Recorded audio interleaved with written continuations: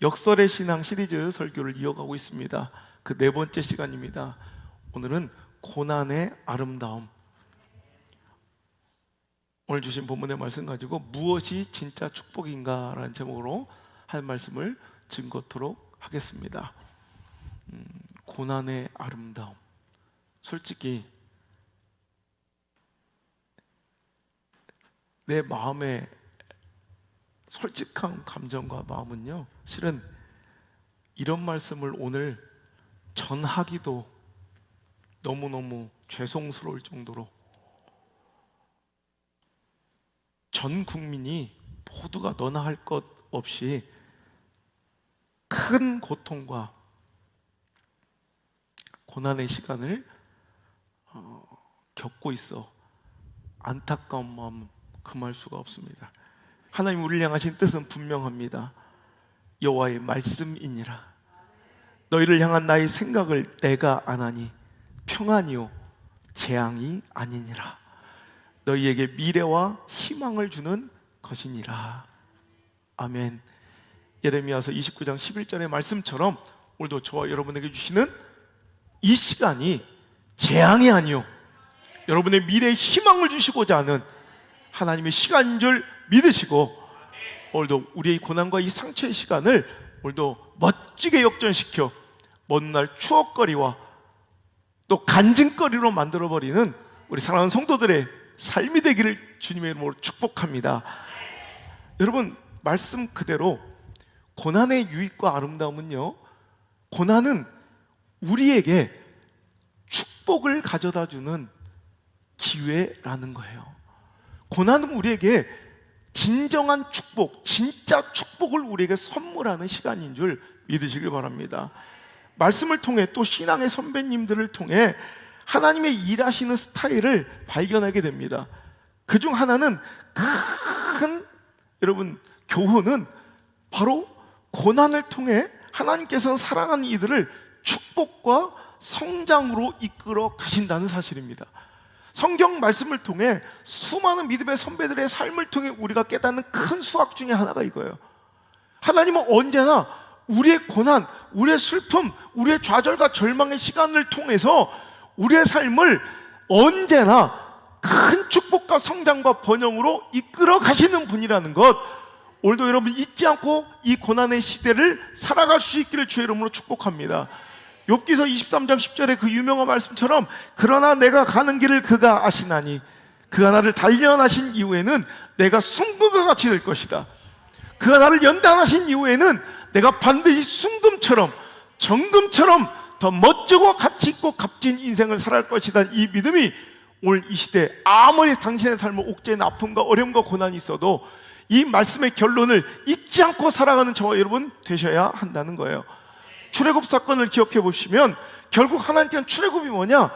그래도 안정적인 삶을 살아가고 있었던, 그래도 어찌 보면 뭔가 안정이 보장된 삶을 살고 있었던 애굽에 있는 하나님의 백성들을 끌어내어 광야로, 사막의 그 힘들고 어려운 고난의 시간으로 그들을 이끌어내시기를 종용하신 거예요.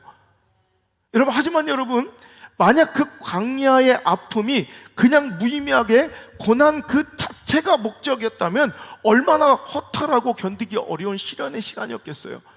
만약 그들을 출애굽시키는 거, 애굽에서 탈출시키고 결국은 40년 동안을 그 광야, 그 사막 한복판에 하나님께서 이끌어내시는데 그 사막이 그들의 인생의 종착역이라면 얼마나 허탈하고 정말 얼마나 견디기 어려운 시간이었겠습니까? 하지만 우리는 알거니와 거기가 끝이 아니라 하나님께서 그 고난의 광야를 허락하신 이유는 그 너머에 젖과 꿀이 흐르는 축복과 약속의 땅 가나안을 그들에게 선물하기 위한 하나님의 약속의 시간이었는 줄 믿으시길 바랍니다.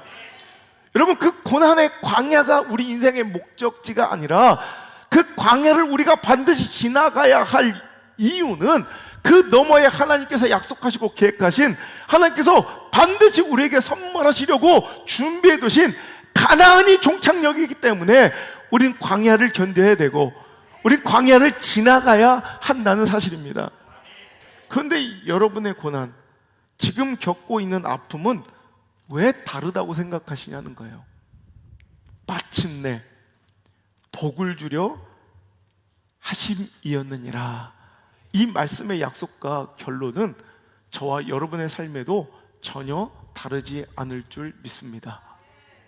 마침내 결국에는 복을 주려 하심이었구나 라는 이 결론은, 이 해답지는, 이 엔딩은 절대로 저와 여러분에게도 다르지 않는 사실임을 믿으시길 바랍니다. 자, 오늘 제자들은 풍랑을 만났어요.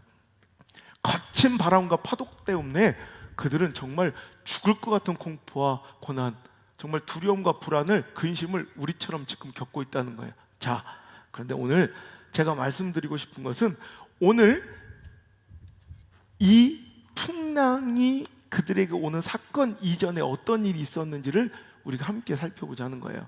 여러분, 오늘 우리가 16절부터 본문의 말씀을 택하여서 읽었는데 바로 전에 있었던 사건이 무엇인가? 여러분 한번 고개를 들어보세요. 그냥 읽지 마시고. 자, 여러분, 성경에 나온 기적 중에 여러분 가장 좋아하는 기적이 뭐예요? 우리 삶 가운데 이런 기적 하나 있었으면 좋겠다. 어떤 게, 한국인에게 질문했더니 거의 수년째 바뀌지 않는 성경 속에 가장 좋은 기적 1위는 오병이어의 축복이었어요. 통장에 잔고에 500을 넣어놨더니 갑자기 56억이 생겨. 뭐 이런 기적들. 분명히 나는 내가 나를 알아. 성적이 23점 나올 성적이었는데 믿음으로 기도하고 제출하였더니 답안지가 밀려서 우리 뭐 89점이 나와. 막 이런, 그죠? 한국인이 가장 좋아하는 성경의 기적 오병이어의 사건이 바로 오늘 이 사건 이전에, 방금 전에 일어났던 사건이 바로 이거예요. 자, 4절부터 오늘 이게 바로 오병이어의 사건 쭉, 뭐 우리가 다 아는 이야기니까 13절까지 정말 볼품없는 보리떡 5개와 볼품없는 하찮은 물고기 2마리로 5,000명 이상을 먹이시고도 12광주리가 차고 넘쳐났던 이 기적과 같은, 진짜 정말 너무너무 황홀한 이 추억, 그 기쁨이 채 가시기도 전에 찾아온 풍랑, 그들은 근심하고 두려워하고 있을 때, 오늘도 죽을 것 같은 공포 속에 있을 때 주님께서 그들을 찾아오셔서 내니 안심하라, 할렐루야 하시며 그 두려움을 잠재우시고 오늘도 그들을 지키시고 그들을 살리셨다는 내용이에요. 자, 우리는요 이 두 가지 상황 속에 예수님을 만나게 됩니다. 우리 삶 가운데서 우리는 나의 절실한 필요를 채우시고 공급하시는 주님을 만날 때도 있고요, 때로는 풍랑 가운데 내 삶의 존재 자체가 흔들릴 때 찾아와 나를 안심시키시고 나를 먼저 안으시고 품으시는 주님을 만날 때도 있습니다. 우리가 기대하고 우리가 가장 원하는 주님과의 만남은 이런 거예요. 오병이 같은 기적, 오늘 내 삶의 필요를 채우시고 공급하시며 기적과 같은, 그러니까 우리 한국 성도들이 가장 좋아하는 기적이 오병이어인 거예요. 그래서 생각해 보세요. 오병이어의 기적을 맛본 이후의 삶의 반응이 어땠는지. 자, 6장 우리 14절 15절. 자, 기적이 끝나자마자 그들의 반응이에요. 시작.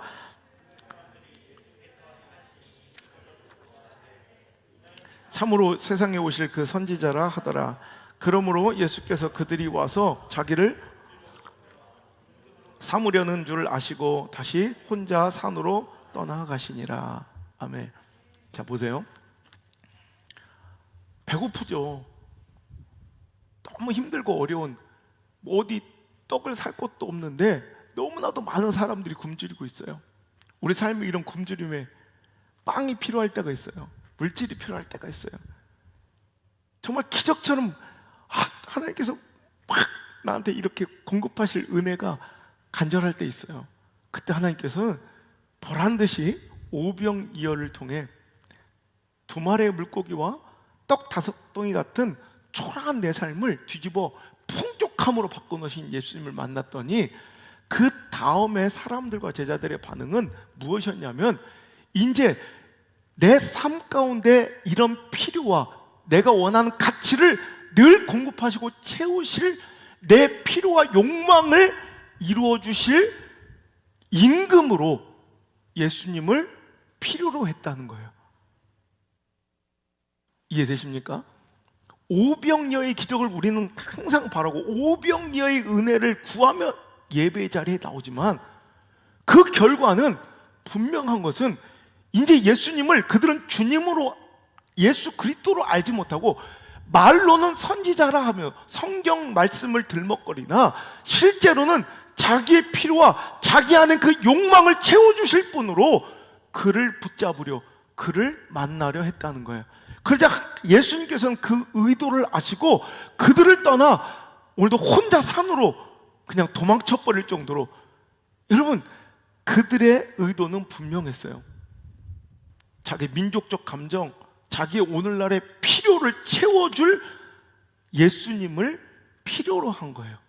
그런데 오늘 풍랑을 만났을 때, 즉 고난, 인생의 고난의 풍랑을 만났을 때 찾아오신 예수님을 만난 제자들의 반응은 어떠했냐는 거예요. 그 결과는 완전히 사뭇 달라요. 그 이후에 제자들은 그분이 생명의 떡임을, 오늘도 하나님 아버지께로 갈 유일한 통로임을 알게 되는 값진 결과를 맞이하게 됩니다. 오병이어의 축복도 기적입니다. 근데 그들은 오병이어의 놀라운 기적을 펼치시는 하나님을 보고, 예수님을 보고 그들은 떡이 필요해요. 먹고 배부른 육신의 떡을 위하여 예수님을 따라요. 근데 인생의 풍랑을 만난 제자들은 그 이후에 예수님께서 말씀하시잖아요. 이렇게 수많은 사람들이 나를 쫓고 따른 이유는 먹고 배부를 썩을 양식, 육체의 양식의 필요를 위하여 교회 다니는 사람도 많다는 거예요. 여러분, 풍랑 가운데 만난 예수님을 통하여 예수님이 참 그리스도이심을, 마지막 날에 나를 구원하실 생명의 떡이심을 알게 된 것입니다. 그러면 이 2가지 기적 중에 어떤 것이 진짜 축복이냐는 거예요. 무엇이 진짜 축복입니까? 여러분의 모자름과 여러분의 갈증을 채워주는 오병이어 같은 예수님이 필요하십니까? 아니면 나를 영원히 살리실 우리 그리스도 예수님을 위하여 나를 기꺼이 내어드릴 수 있는 예수님을 쫓으시렵니까? 이것은 어디에서 결판이 나느냐? 인생의 풍랑 가운데, 고난 가운데 그리스도 예수님을 주인으로 만난 자들만이 오늘도 이 놀라운 고백을 드릴 수 있다는 것입니다. 오늘 말씀의 제목이 그거예요. 무엇이 진짜 축복입니까? 꼭 오병이의 기적만 여러분 축복입니까? 풍랑 가운데 오신, 우리 인생의 이 풍랑 가운데 만난 그 예수님, 내가 의지하고 손잡을 수밖에 없는 그 그리스도 예수님을 만날 수 있는 당신의 인생의 풍랑이 진짜 축복 아니겠습니까? 2번째, 고난의 아름다움은 바로 겸손의 자리로 우리를 초대하는 겸손의 초대장이 된다는 것입니다. 고난이 있기 전, 풍랑이 있기 전 내가 내 인생을 노를 저어 살아갈 때는요, 내가 잘하는 줄 알았어요. 내가 잘난 줄 알았어요. 내가 얼마든지 이 바다 호수 가운데 내가 가고 싶은 그 방향대로 이 배를 저 마음껏 내 힘대로, 내 능대로, 내 원대로 살 수 있을 줄 착각하고 살고 있었죠. 그런데 우리 인생에 풍랑이 찾아오니 말입니다, 내 힘으로 할 수 있는 것이 아무것도 없더란 말입니다. 그게 바로 풍랑이 우리에게 주는 가장 큰 선물 중에 하나입니다. 이제 내가 무장해제가 되어 나는 아무것도 아닙니다, 주님의 은혜가 아니면, 주님의 사랑이 아니면 나는 아무것도 할 수 없습니다 고백하며 겸손하게 주님 발 아래 엎드리는 시간이 바로 우리에게 찾아온 풍랑이라는 고난의 시간이라는 거예요. 여러분, 이 고난의 시간을 통해 교만했던 내 자아를 깨트리고 겸손하게 주님 앞에 엎드릴 수 있기를 주의 이름으로 축원합니다. 삼손처럼 말해요. 사사기 16장 28절에 그는 이렇게 하나님께 고백합니다. 삼손이 여호와께 부르짖어 이르되 주 여호와여 구하옵나니 나를 생각하옵소서. 하나님이여 구하옵나니 이번만 나를 강하게 하사 나의 두 눈을 뺀 블레셋 사람에게 원수를 단번에 갚게 하옵소서. 여러분, 삼손은 여러분 성령의 능력을 육체적 힘으로 받은 유일한 사람이었죠. 여러분, 그는요 결정만 하면 1000명이건 여러분 10,000명이건 대적의 숫자는 그렇게 중요치 않을 정도로 그는 힘이 장사였고요, 못할 것이 없는, 정말 불가능이 없어 보이는 잘 나가는 인생이었습니다. 그런데 그가 자기 의도와 자기 주관과 깨어지지 않는 자기 정욕과 자기 오만한 자아로 살다가 두 눈이 뽑히고 박살났을 때 인생의 고난 가운데 그는 하나님께 구하옵나니 이번만 나를 강하게 하사. 이 기도에 담겨있는 깊은 내면의 고백은 무엇입니까? 지금까지 나를 강하게 하셨던 것은 나의 트레이닝이나 나의 원초적 힘이 아니요 하나님께서 공급하셨다는 고백이고 인정인 줄 믿습니다. 이번만 나를 강하게 하사. 여러분 보세요. 고난이 찾아오자 자기 인생의 모든 힘의 원동력이 어디였는지를 분명하게 깨닫게 되더란 말이에요. 세 번째, 오늘도 고난이 아름다운 이유는 고난은 우리의 삶의 분주함을 정리하는 능력이 있습니다. 고난은 분주함을 정리하는 시간입니다. 할렐루야. 얼마나 바쁩니까? 우리 얼마나 바쁜 일상입니까? 현대인 가운데 오늘 자신이 한가하다고 여기는 사람 저는 아무도 없을 거라 생각해요. 여러분 한가하신 분? 전 한가해 죽겠습니다. 다 바빠요. 그 말이 틀렸다는 게 아니에요. 당신이 거짓말하고 있다는 게 아니에요. 정말 바쁘겠어. 근데 그 바쁨의 대부분이 별 쓸데없는 것들로 바쁠 때가 많다는 거죠.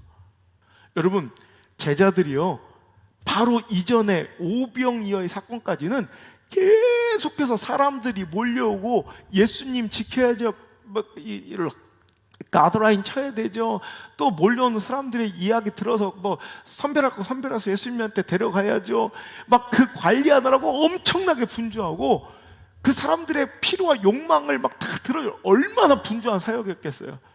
풍랑 뒤에 고난을 만나자 그 분주함이 싹 정리가 돼버려요. 여러분, 때로는 우리 인생의 풍랑은 그 분주하고 허접했던 그 모든 것들을 일순간에 정리시켜버리는 강력한 힘이 있습니다. 태풍이 올 때 여러분 안에 쓰레기 같은 것들이 싹 그냥 치워져 버리는 것처럼 오늘도 우리 인생에 정말 켜켜이 쌓이는 정리하지 못했던 그 모든 부분을 한 방에 정리해버리는 능력이 태풍이라는 거예요.